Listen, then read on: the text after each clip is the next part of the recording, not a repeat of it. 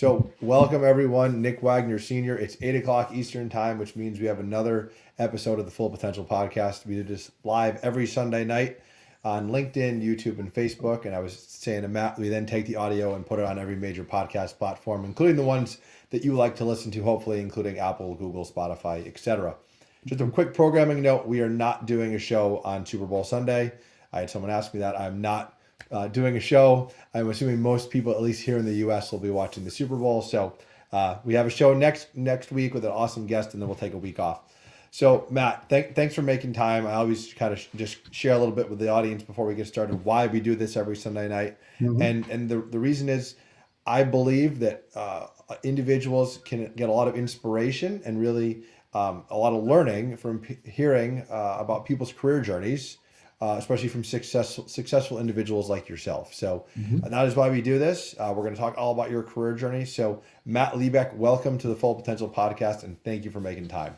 Yeah, thanks, Nick. Great to be here.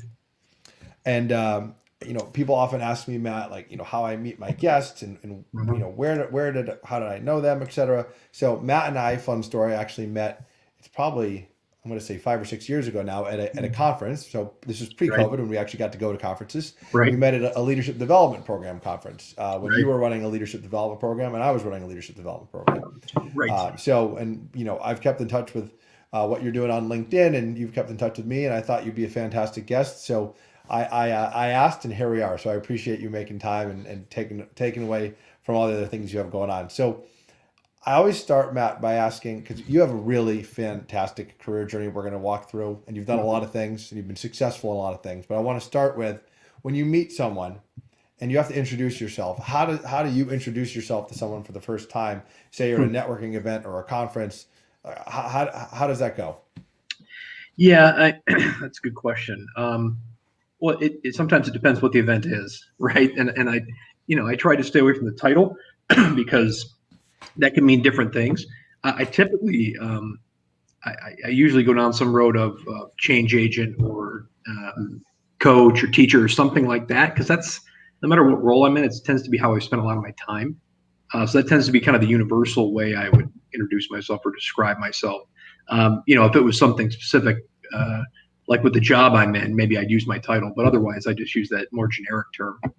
Yeah, and we're going to dive into that because I know you have a passion for developing people, no matter what job you've been in and what industry you've been in or what role you've been in. That's been one of those threads that kind of weaves throughout your entire career journey. Right. So I actually want to start there, right? So I always like to go back when people were little kids, because I think a lot of who we are is obviously molded by our environment growing up and who we grew up with and how we grew up. Sure. So when you were little Matt, was your plan to work in the manufacturing industry? Was your plan to be in the military? Was your plan to have an undergraduate degree, a master's degree, and a PhD? Like, did you think any of these things were going to happen? Like, what was your thought growing up of what you wanted to do when you grew up? Yeah, I can remember the very first thought I had was I wanted to be a teacher. That was my first career thought that I had. I remember being in kindergarten thinking that that's what I wanted to do, was to be a teacher. Right. As I got older, and even when we were kids, my dad's an engineer. I have two brothers, an older and younger brother. My older brother's an engineer. I'm an engineer. We were kind of a gearhead family. We grew up in the Detroit area. My whole family worked at Ford. My dad always had cars we were working on and fixing cars up when we were kids. And so that was really, mechanical things and working on things was just an interest that I always had. And fixing up cars and doing that kind of stuff. And so, as I got farther along, it kind of shifted to be, hey, I'm really good at math and science. Maybe I can be an engineer and design cars, right? I didn't really have a distinct path, but it was something like that, right? That's kind of what I wanted to do. And so, I started down the road of engineering school. And I went to a school that, this is in the early mid 90s, was a required co-op program. They were doing that forever, before it was kind of an in vogue process. So the whole school was set up that you went to work for 3 months and then co-op for 3 months. And there was a whole separate group of people that did that while, they were in school while you were at work, and then you switched, right? And so I started working literally my co-op job right after I graduated high school, the next day. And it was in a manufacturing company. right? That's kind of where it wasn't a big company like a Ford or somebody. It was a smaller company, and doing that was a lot of hands-on stuff, right? And I remember I got to spend some time working in the tool room and like making parts, like running a lathe and doing that kind of stuff. And I just realized how much I liked it. It kind of that just the making of things was just something fun that I had never really experienced before. And so I think that's how I kind of got into the manufacturing piece of it. Right, it was just through that first kind of co-op job that I had. Yeah, you bring up a great point, and I mentioned we have a lot of early career individuals that listen to this, whether they may be still in college or just out of college.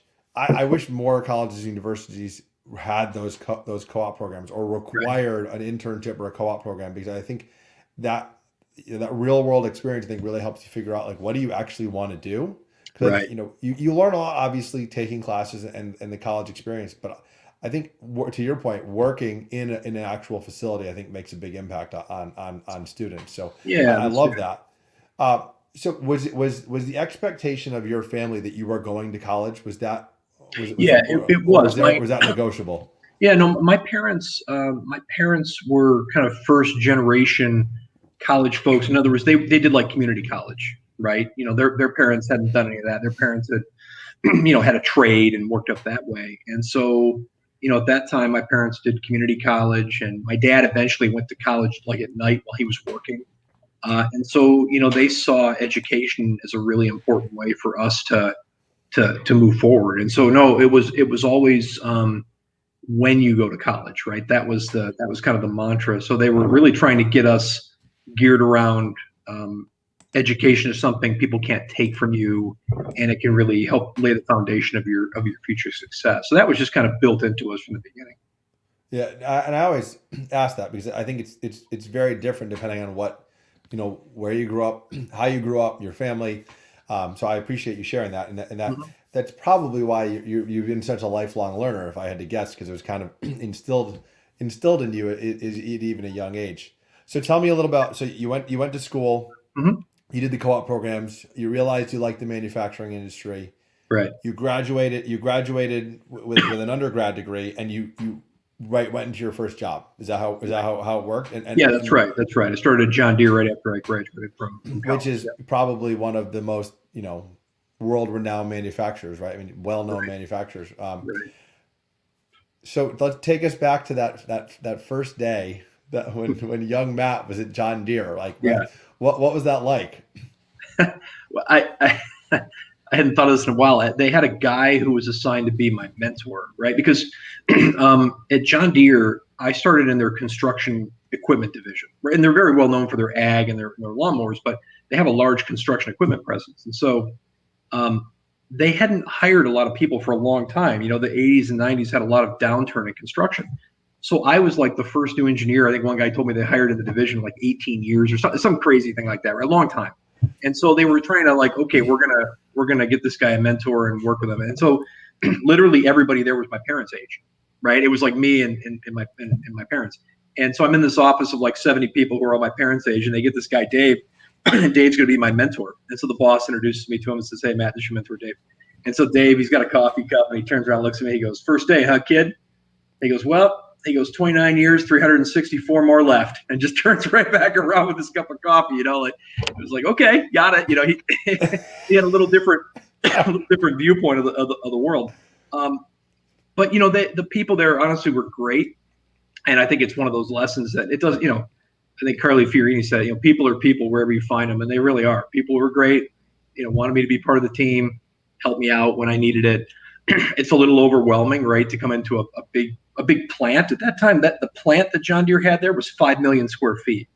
It Wow. was one of the largest plants in the country. It was a really big plant. So, a big place, overwhelming, but I just enjoyed learning every day, and it was fun to come in and kind of figure problems out and solve them. It was great. And I guess for you, I mean, you had been, since were in the co-op program during school, you had already been exposed to a lot of other jobs and other manufacturing facilities. So I feel like it was probably a little less probably jarring for you to go into this job than a lot of people that didn't have that experience during college. Yeah, and I grew up in the Detroit area, and so I had been to like on plant tours and different things like that. So I've seen auto plants, I've been all different kinds of stuff. So it wasn't like what is this? But when you come into a plant where they're building bulldozers, I mean, it's pretty big stuff, right? So it's a little Yeah, different than what you're used to, certainly. that's pretty cool. Mm-hmm. So now this is an interesting time in your career. So you just finished school.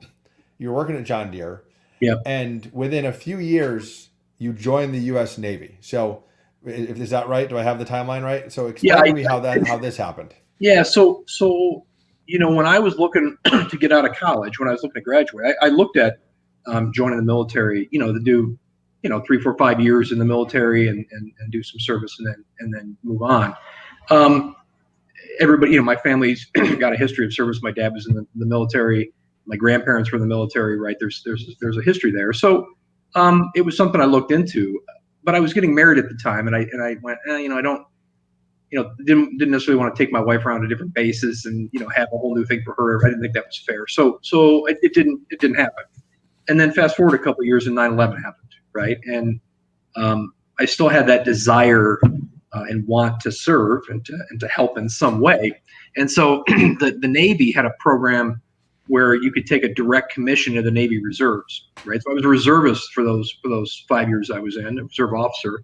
But they needed specialists, and this, in my case, was an engineering officer, mostly to do work on shipyards, right? To go and help with all the ship repair. And when the Navy starts doing more and more activity, the shipyard repair schedule goes up, right? Because you have to do certain things at a certain time frame, and so they needed people to help with that. And so it was a good opportunity for me and to be able to serve as best I could. Well, thank you for your service and your family's service. Means a lot to all of us, that especially those of us that have family members and friends. So thank you. Yeah. What was what was the big takeaway? Like what was the one thing that you learned in your time in the U.S. Navy that you think kind of stuck with you throughout the rest of your career? Leadership is no different in the Navy or the military than it is anywhere else. And I think I think people have this belief. I've heard people say it, like, it's easy in the military. You tell somebody if they don't do it, you send them to jail. Like that's just not how it works, right? Like, it doesn't work that way. The vast majority of people in the military aren't in a combat situation, right? Yeah. You're at a base or you're doing something, and it's like anything else. If you try to exert, there is position power, of course, right? Your rank has position power, just like it does in the work world. And if you try and exert that on people all the time, and as opposed to ask and be nice and be, try to help people out, people look for ways to do what you said but not do what you said, right? They look for ways to mess with you, and rightfully so, because you're treating them in an inappropriate way. So it really, the skills are no different. It's the same kind of thing. In fact, sometimes it's a little harder, especially as a junior officer when you're coming up, right? Because you're just starting out, and as a junior officer, you outrank a lot of people. You don't know anything, right? So it's kind of like coming in as as an engineer or whatever, where you have this technical job where you're supposed to be making choices, but you don't know a lot of stuff, right? I mean, you know the book stuff, but you don't know how things get done. So like anything else, you got to talk to people, rely on other people, and work through other people to get things done. It's really a very similar leadership experience, I found. Now, so I know you left John Deere around the same time, I think, as the military, and you ended up moving to the Eaton Corporation, which Mm-hmm. is you were there for a substantial period of time. Right. Did the military help you get that next job, or was that something that you kind of did on your own, separate from the military? No, it was separate. I moved to we moved to Eaton in 2005, and I left the military. I left the reserve in '07, and the reason was pretty simple. We were starting to have a family, and where we lived in Iowa was about 8 hours away from our family in Michigan, and we were starting to miss, like, kids' birthday parties and all that kind of stuff, because my brother and my Indian laws, everybody was starting to have kids, and so we just wanted to get a little closer to family. Eaton is a great company. They have a lot of those kind of John Deere-ish qualities. They're very similar companies in how they think about things. And so, no, I there was a position there. It was a couple hours from home. It was a pretty close distance, and so it just happened to work out. And so I because this is where I think a lot changed for you in your career. Was at Eaton, right? So you continued to do more in the manufacturing space. And is that when you actually went and got your master's in mechanical engineering was when you were at Eaton? No, it was when I was at John Deere. Oh, it was. Okay. Yeah, I started I'm trying to remember. I graduated college in '98. I started my master's like January 1st, '99. I went right into it. Oh, I didn't. wow. I That knew was if quick. I delayed any, I wouldn't do it. Right? It was just too much. So I just dove right in. And I took a little different route. I took an engineering master's, right, which a lot of people kind of do an MBA, and I went engineering master's. I just thought there were a lot of things in engineering school that were still kind of up in the air for me that I wanted to like pull them together. You know, if that makes sense. They were just kind of like loose ends I was trying to tie up and see if I could make it work in my head. And so that's why I chose that route. And I just enjoyed school and the process and learning and all that stuff, right? So that's why I went down that road. And I want to dive into this because at Eaton, you made a really big shift in your career from manufacturing to running a leadership development program. So Yeah. a thing a lot of people ask me, and I've talked about other guests on the show, is like these career pivots they're hard and they don't always happen, very often for people. So Yeah. you went from Yeah. manufacturing to human resources. So I want to know like how that Right. happened and why did that happen? Yeah. Well, if I could, let me talk about a couple pivots before, because it might set it up. So when I came to Eaton, I took a role as a manufacturing manager at one of the plants, and it was a large plant, 1,200 people, something like that. And the plant was big enough, Nick, that we had like 3 or 4 of those manufacturing manager positions.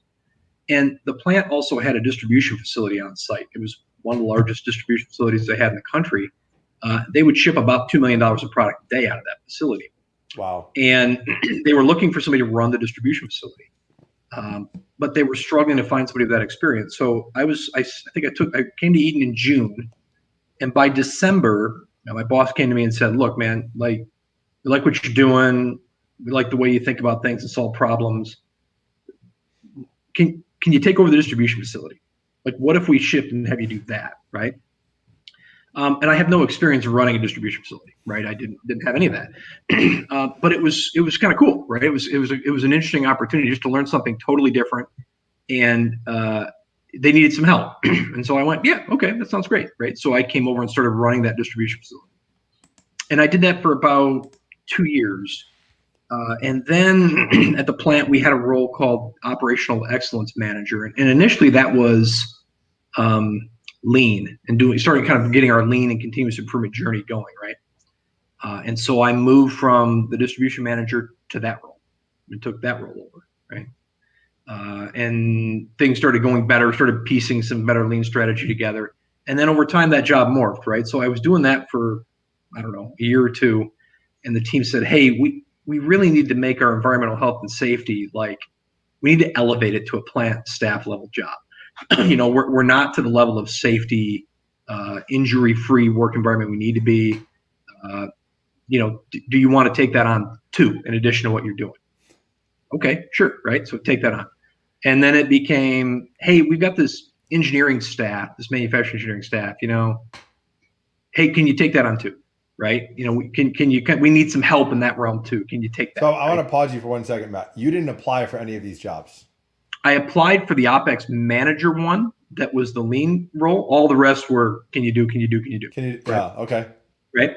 And then it was engineering, and then it became, hey, facilities engineering. Then it was maintenance and tool room. So by the time it was done, it was like all of the technical support functions in the facility, right? It's kind of what it became. And so, I kind of had this history of, hey, we need some help.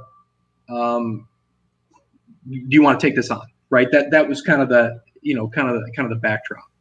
And so, one of as my boss and I were talking kind of at the tail end of that about what you want to do next, I was getting a lot of offers for Eaton plant saying, hey, we'd like you to be a plant manager. Can you come run this plant? Right. I mean, that's kind of the path. Right. Right. And, one of the things that about Eaton was a lot of their plants were, not in the most garden spots. And so, if you're going to be a plant manager, you're going to have to move 2 or 3 times with your family to some spots that are pretty remote. And, that wasn't really kind of in the cards right at that time. And what I really wanted to do was I said, I really enjoy all the mentoring and coaching, because all those moves that I made, Nick, when I was coming in to help most of it was about mentoring and coaching, maybe getting the team to think about a problem in a little different way, right? Yeah. Turn to the right a little bit. And so at that time, this role came open, the manager for leadership development programs at the corporate office. And the program it was running was coaching and mentoring folks to be future plant leaders, right? So it's hiring engineers out of college to be in plant leadership tracks, right? So like, okay, it makes sense, right? Like it's kind of in my wheelhouse. Historically, they had used, to your point, HR people, but when I applied for it, the HR team was like, hey, like this is great. Here's a person who, it has the experience of what we're looking for to help mentor and coach people in that realm. And so that's really what it became. But it was a similar track that I took. So I took that program. It was about that was probably a 40 person or 45 person program. And within like 3 months, the boss came to me and said, hey, I like the way you think about things. Can you take on this other program? And can you kind of have like global strategy of how we do all of our programs? Like it kind of morphed into a bigger job pretty quickly, right? It was the same kind of thing.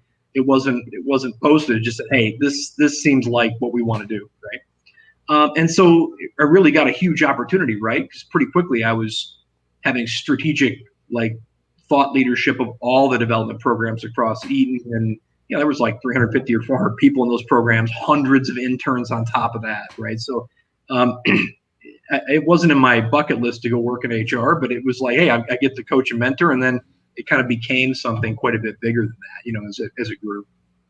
No, I love that, and I think you the journey of how you kept getting asked to do more, I think is a testament to obviously your work ethic and the way you think and the way you handled problems and the way you just thought differently from others. Mm-hmm. But I think a common thing that people ask, right, is how do you get visibility and recognized to get these opportunities? So my question for you is, before we talk a little bit more about leadership development, like what do you think was the thing that kept you from, like, how are you differentiating yourself from everyone else? Like why did they keep asking you? What was that secret thing that you were doing? Because I took it. Right. I took it. I mean, I don't, I think people overthink this, really. I mean, they how do I get visibility? How do we get the role? Honestly, just do a good job. And I mean, that sounds cliche, but it's really true. When they went around the table and said, hey, we need somebody to run this safety team, who wants to do that? And there's that moment where everybody is silent and nobody wants to raise their hand to do it. And you go, I'll take it. Right. That's the moment that you want to step in. And honestly, I took some jobs that people didn't want. I mean, people didn't want that safety and environmental health. That was environmental health and safety for the largest plant that I think the company had at the time. It was the environmental portion that we had a waste treatment facility on site. I mean, there was a ton of like, who wants this job, right? There was a ton of that stuff. And it looked to me just like, hey, this is something, I don't know anything about this. I'm going to learn about this and help out. And it was great. And I think, having that mentality of, hey, we can give this to somebody that doesn't seem like something anybody wants, but we take it and, make lemonades out of it and out of this lemons. This is a good thing. And I think that just, doing that and having good success the work itself gets you noticed. You don't need to put yourself up on a pedestal. Pretty quickly, people see that. Right? All right. No, I like that answer. That's well said. So I appreciate you sharing that. So I want to ask one final question. At what point did you decide to get your PhD? Was it while you were running the leadership development program? Was it afterwards? And why go get a PhD? Yeah, it was actually before.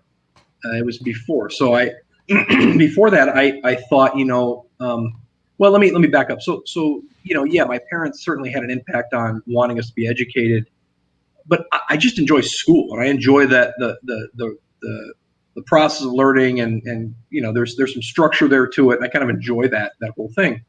And long term, I thought to myself, well, long term, I'd like to teach, right? Like I mentioned before, this is a field I'm interested in. So, I found a program that was geared towards a PhD, but also people who were working. So it all kind of fell together. And I took a class or two and thought I'd really like this. And I just started down this road.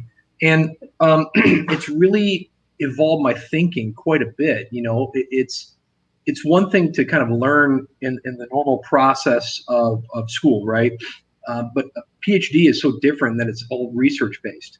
Yeah. And you have to think through a problem, think through what the theory may be, create the original research. It's a whole nother level. And so it's just been a lot of, I don't know, just been kind of fun. I mean, I didn't, I tell people I did it for me. I didn't go and do it with, hey, if I get this, it equals this.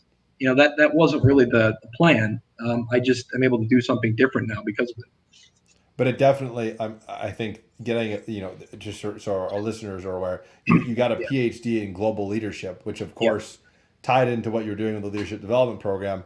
So, Right. so I love that. I love that story. And I love your journey at Eaton and how successful you were there. You then pivoted. You went back to manufacturing. You went to another company as a plant Right. manager, Right. and now at your current company, um, you're actually doing, I would say, probably less of the manufacturing work you did in the past, right? Because now you're doing medical devices, which is I think a Right. little bit different from what you're doing with Right. with Invacare. But I want to ask the question.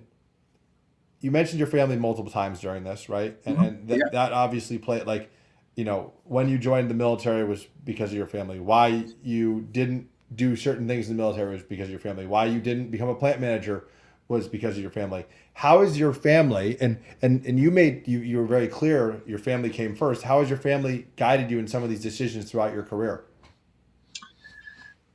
Well, yeah, it's a good question. I mean, my wife's great, first of all, and we've been married. It'll be 23 years this year, um, and I count on her for some thoughts and some guidance. And sometimes she's got to kick me and give me a little clarity of, hey, you know, probably spending a little too much time doing this. Maybe need to go over here. Because sometimes you just get lost in that. You're working and you don't realize how much you're working. So I depend on my family certainly for that kind of guidance, right? And you got to listen to it when they tell you, right? If you're going too far down a certain road.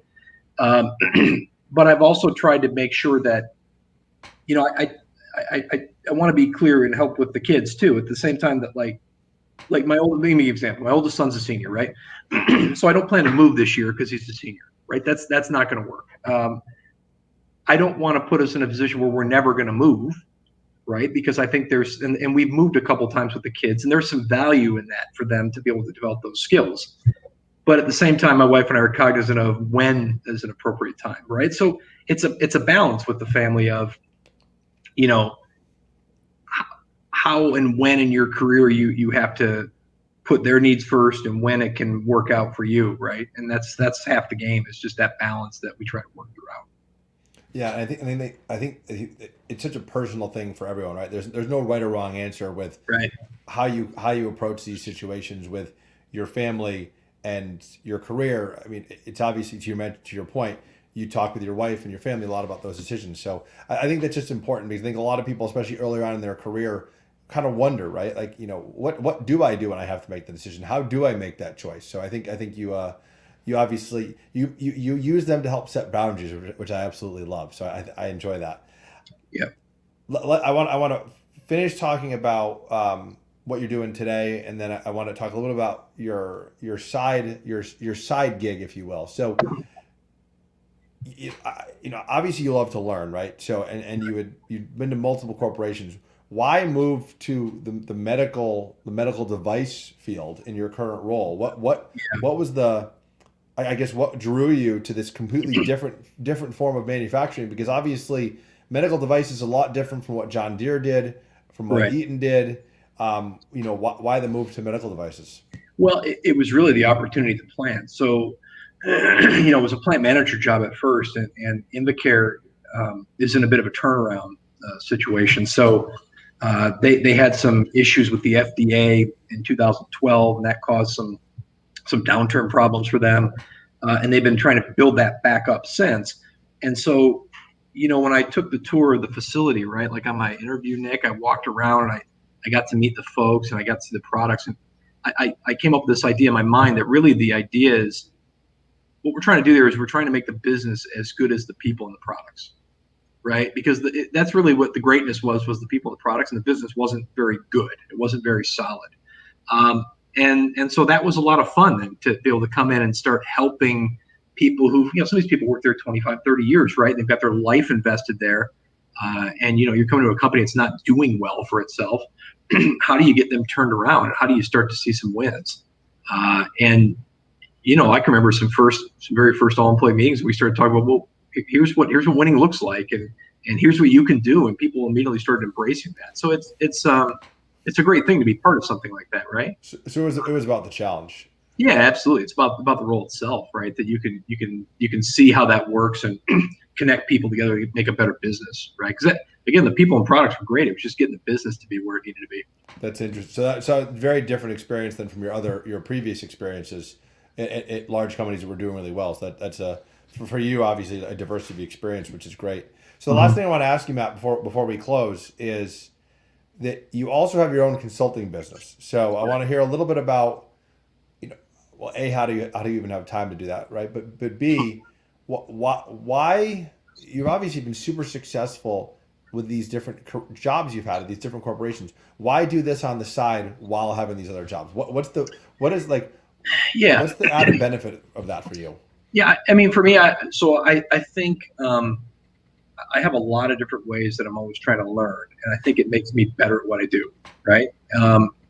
Early in my career, I was in the Society of Manufacturing Engineers, and I would tour plants every month and just see different things that people did. And I got to meet all kinds of people. And then, mid-career, I do more conferences like you saw me at. I read a lot of books. And now later in my career, I get to go and talk to different people in different businesses and see their problems, right? And maybe try to help solve some of those problems and see those problems at a different lens, right? And all that, one, it's fun to help.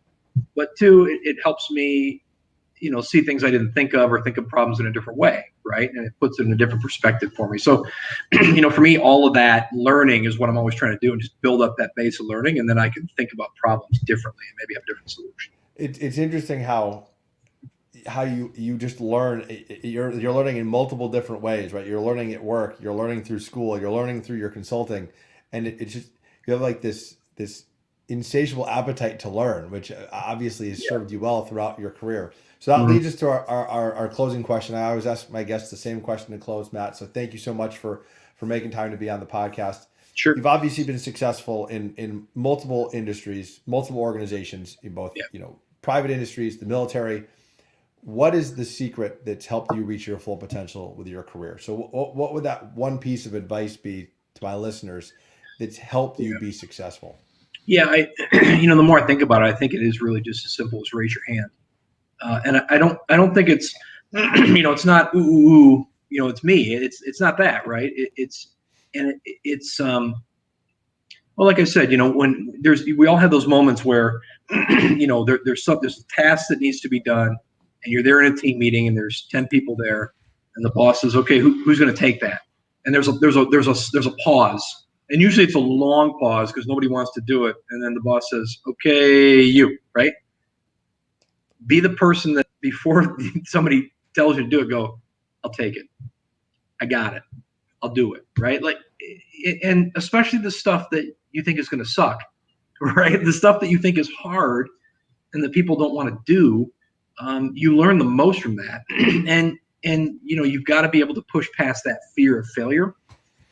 And there's no better way to push past that than to take things that you were very uncomfortable with, or that nobody wants. And I think that level of ownership is what I always look for in people, and what I think every boss wants to do is be able to give, hey, I can give this to the person, and they got it, And I think that level of ownership helps, but also gives you all kinds of opportunities you never thought you'd get, I think that's such great advice. I think for honestly, no matter where you are in your career, but I think for those that are early in their career, listening to this or watching this, that just opportunity to step up and say, yeah, I'll do it. Right. Like, I've never done it, but sure, I'll try, or I'll help.